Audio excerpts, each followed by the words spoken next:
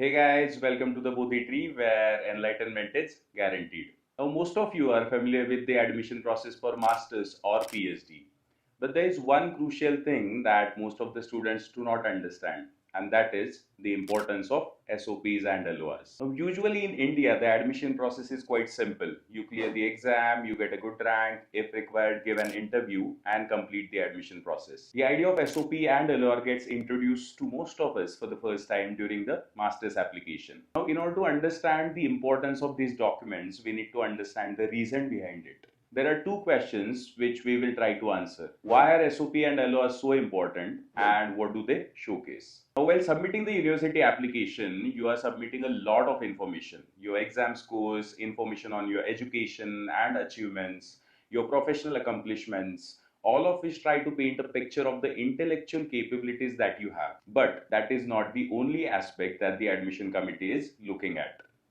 Now, there are numerous examples where students got admitted to top universities, Stanford, Harvard, Cambridge, without having a good and consistent academic record. The only reason they were accepted was their brilliant SOPs and LORs. Now, these documents have the power to shift the scales, and we'll try to look at the reasons behind it. I read an SOP a while back and I was really moved by it. It was a story of a girl who had applied for Masters of City Planning at Stanford. She lived in a village where industrialization was picking up and destroying the rivers, crops, and everything around the village. While studying, she participated in a lot of protests against pollution in the environment.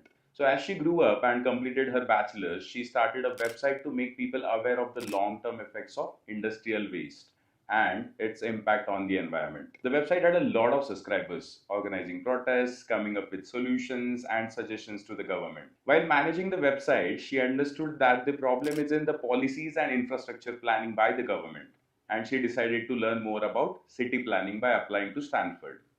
The story was so strong that despite her lack of background in the subject and low exam scores, she got admitted to Stanford. So, what is the admission committee looking for in your SOPs and LORs? They are looking at clues which might give them information about who you are as a person. What are your personality traits? Intellectual achievements give them an overview of the abilities and skills you possess. But SOPs and LORs tell them about the person who is passionate, compassionate, determined to do something, who understand what he is doing and what his intentions are. Now, many students, while writing their SOPs, allocate two paragraphs to one of their best academic achievements. But while doing so, they repeat the information that is already there in the resume.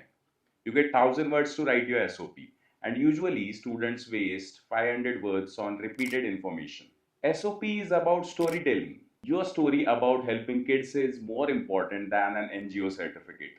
Many counselors suggest adding anecdotes in your SOP because those events in history showcase qualities that otherwise would be difficult to depict to an audience. Now, many students gather random events from the past, mostly about achievements, to showcase passion towards the subject that they are applying to. Most often, the events mentioned in the SOP fail to give a coherent understanding of the person. It fails to paint the picture for the admission committee.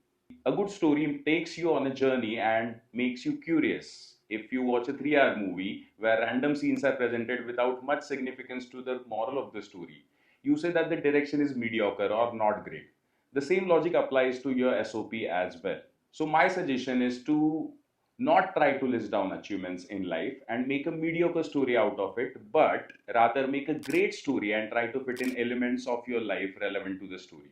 The admission committee, or any human being for that matter, gets curious and excited to listen to a good story where they can connect with the character. In your SOP, you as a person are more important than you as an achiever.